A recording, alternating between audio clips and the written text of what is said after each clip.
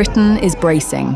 June 2026. Not for one protest, not for one city, but for a wave of disorder being summoned across the entire country faster than the police can move to meet it. From Belfast to Bristol, from Glasgow to Canary Wharf, demonstrations are multiplying week on week, and the people whose job is to keep order are no longer describing isolated flare-ups. They are warning in plain language of something organised, something coordinated, something that has put the United Kingdom permanently on edge.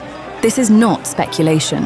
After the recent street violence, lists of targets began circulating before a single brick was thrown. One message shared on WhatsApp named 26 separate locations, urging men over 18 to wear dark clothing and be prepared to fight or be arrested. That is not a protest being announced.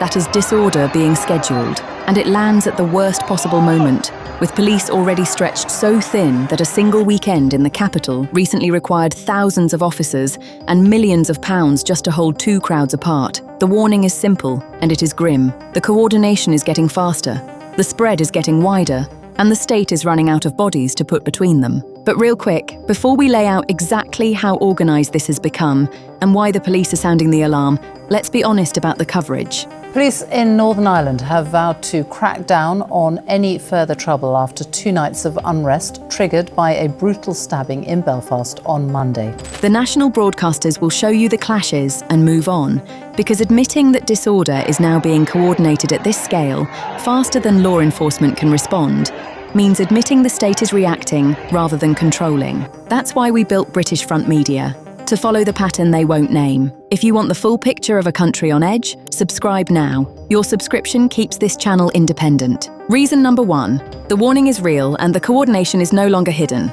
It's posted in public. Start with the word the police themselves are using, coordinated.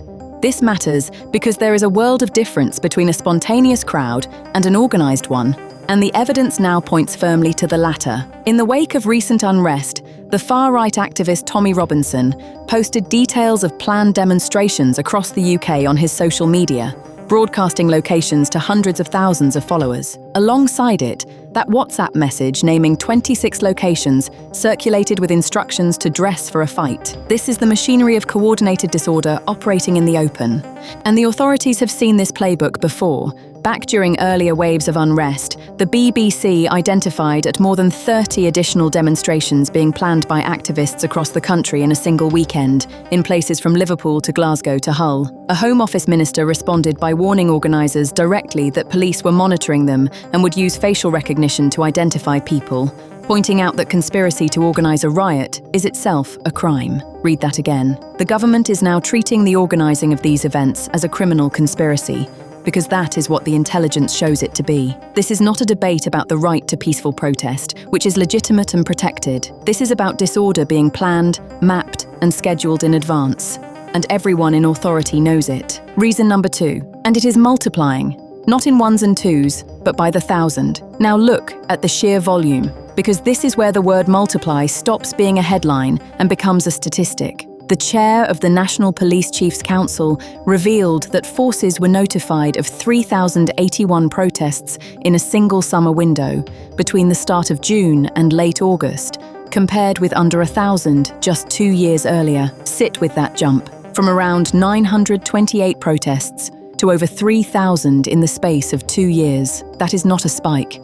That is a transformation in how often Britain's streets become a stage for confrontation. And it is geographically everywhere. During the asylum hotel protests, disorder was reported across Bristol, Glasgow, Liverpool, Manchester and Newcastle, with at least 41 police officers injured and over 180 people arrested across the wider wave. On a single Saturday, protests and counter-protests unfolded simultaneously in Bristol, Exeter, Tamworth, Liverpool, Newcastle, Aberdeen, Perth and Mold, spanning England, Scotland and Wales at once. This is the part that overwhelms a police force. Not one large event they can mass resources against, but dozens of simultaneous flashpoints scattered across the map, each demanding officers, each capable of tipping into violence, all on the same night. Reason number 3, the police are being stretched past the point of control, and they're saying so out loud. Here is the consequence of that multiplication, and it's the admission that should worry everyone. The country's senior police chief stated plainly that asylum protests, combined with everything else officers have to do,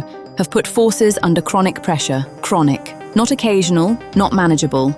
Chronic. And the numbers behind that word are staggering. To police just one day of rival demonstrations in London this May, the Metropolitan Police deployed over 4,000 officers at an estimated cost of £4.5 million, working to hold a sterile zone between two opposing crowds. 4,000 officers and £4.5 million for one day in one city. Now multiply that strain across the 30, 40, 50 simultaneous events erupting nationwide, and you begin to see the impossible arithmetic the police are facing.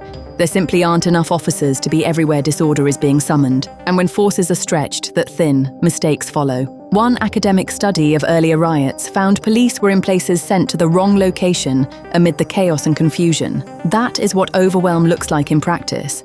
Not officers standing down, but officers spread so thin they can't always reach the right street in time. The thin blue line is being asked to be in too many places at once, and it knows it. Reason number 4, and the accelerant for all of it is online, where a lie can fill a street within hours. Understand how the spark travels, because this is the engine that turns a rumour into a riot. The protests have been organised and amplified almost entirely through social media. Researchers documented Facebook groups springing up under near-identical names following the Formula X community says no to Y local hotel, coordinated through WhatsApp and Telegram. The Institute for Strategic Dialogue described Telegram functioning as a safe space for extremists to coordinate activity and instigate violence. This is the infrastructure. Decentralized, encrypted, instant, and almost impossible to switch off. But here's the part that should chill you most. The fuel is often a lie. The wave of unrest that swept the country was supercharged by false claims spread online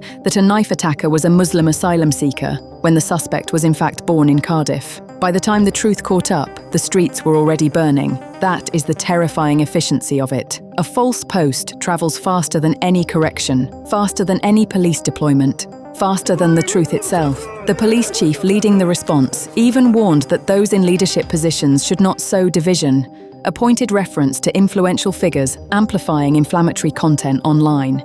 The match is digital, the fire is real, and the gap between the two can be a matter of minutes. Reason number 5. And on the ground, the danger doubles, because every protest now summons its opposite. Here is the dynamic that turns a tense gathering into a violent one. These are rarely one crowd anymore.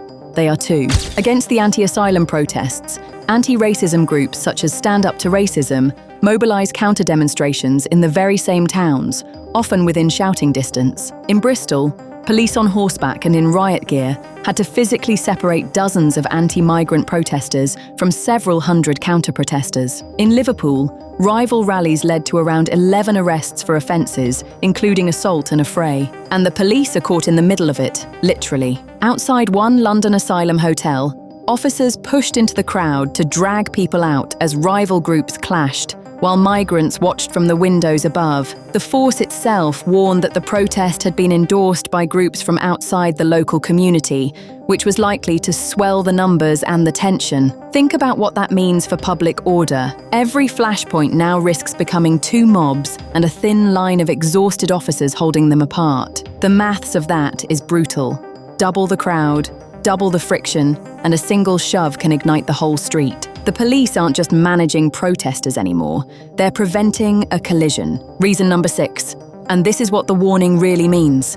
The state is now permanently reacting, never controlling. Pull all of it together, and the picture is stark.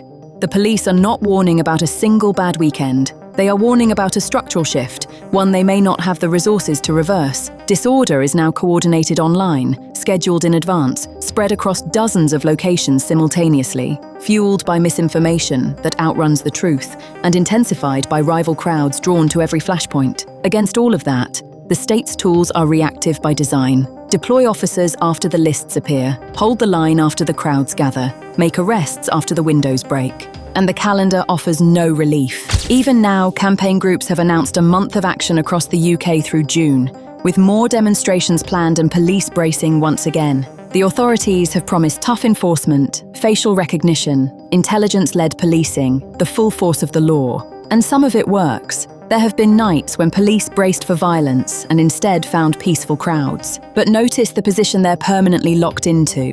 They are always responding to a threat that someone else scheduled, always racing to a location someone else chose, always outnumbered at the precise moment and place the coordination decided.